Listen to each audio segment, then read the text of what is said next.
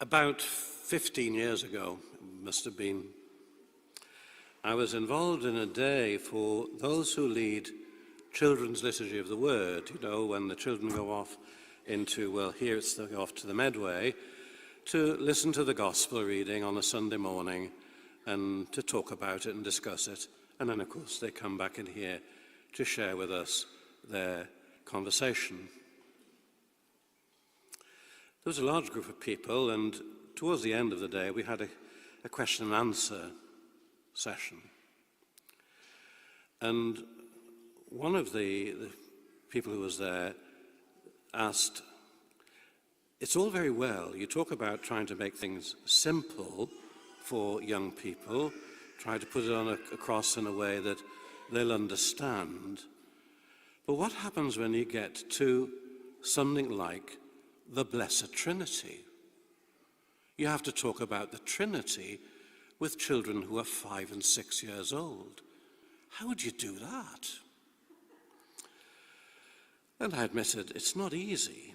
It's, you know, something that's quite beyond us in many ways, and yet it's part of the firm teaching of the Church that we believe in Father, Son, and Holy Spirit, 3 persons, 1 God, and it's important that from the outset that we encourage children gradually to understand this. Now afterwards it made me go off and look at the various books that are used by people who lead children's liturgy. At that stage there were 4 or 5 in print. I think it's fewer these days, but 4 or 5 in print, and I looked through them for the Feast of the Blessed Trinity. One of them, I remember, had a big picture of a shamrock that you had to photocopy and cut out, and then it put the names of the Trinity in each of the leaves. You know, the story of St. Patrick saying that the shamrock, it's a single plant, but at the same time it has 3 leaves, and in some way this can be an illustration of the Trinity. Fair enough, I suppose. Another one, it actually had a drawing version of that picture you have on the front of the sheet that you got. That picture of the Trinity. It's a little sheet that we followed the rite of blessing of water with. It's by a Russian iconographer called Anton Rublev, and it depicts the Trinity looking pretty much like 3 angels.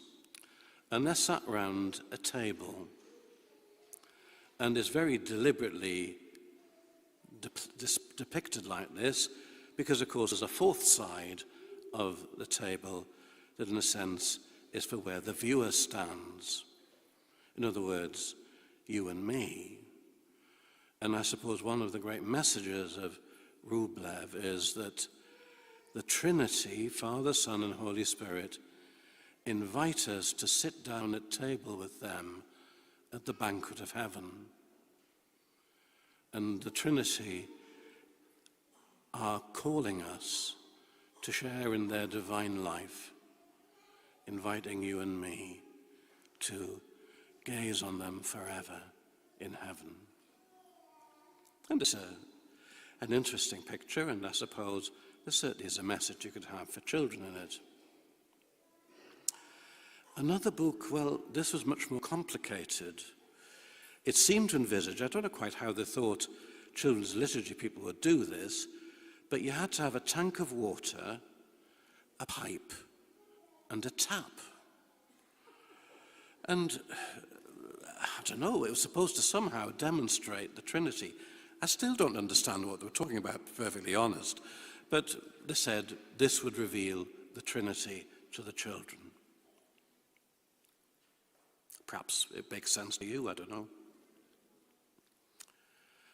And the 4th book. Now I wonder what you think of this. It said, what you do is, you get 3 hats. The leader has to find 3 hats. So they kind of showed an example of somebody having a top hat, a bowler hat, and a flat cap. And they said, this is what you do with the children. You take the top hat, put it on your head, and you say, I am the Father. Hat off. You put the bowler hat on your head and say, I am the Son. You take the hat off, you put on the flat cap, and you say, I am the Holy Spirit.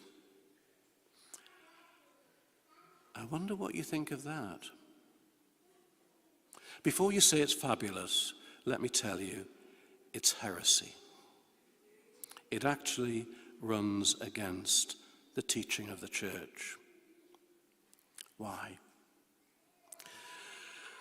Well, it's kind of saying that one moment you experience the Father, and then a little bit later you'll experience him as the Son, and a little bit later you'll experience him as the Holy Spirit.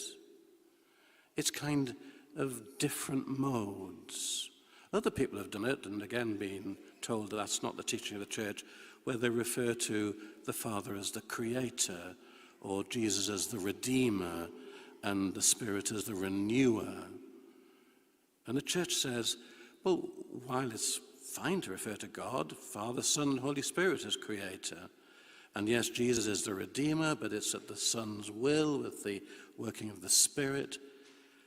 And renewing, well, that's the work of all three persons. It's really what you might call modalism, as in it's one mode or another in God. And that's not what we believe.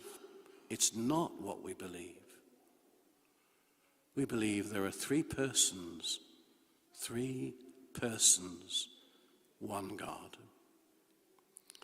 Now you might say, well, how am I supposed to keep track of all of this if the books get it wrong?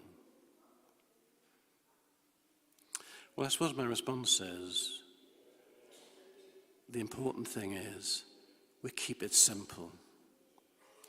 Okay, people might look down on St. Patrick, if it was St. Patrick's example of the shamrock, but in some ways he was just keeping it simple.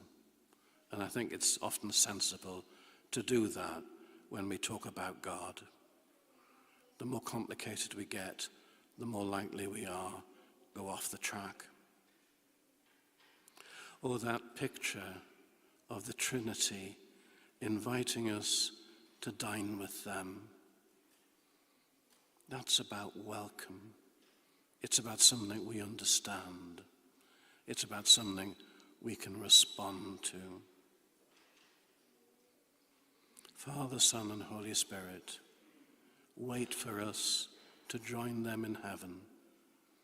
Here on earth, they lead us and bless us, and they invite us eventually to sit down at table.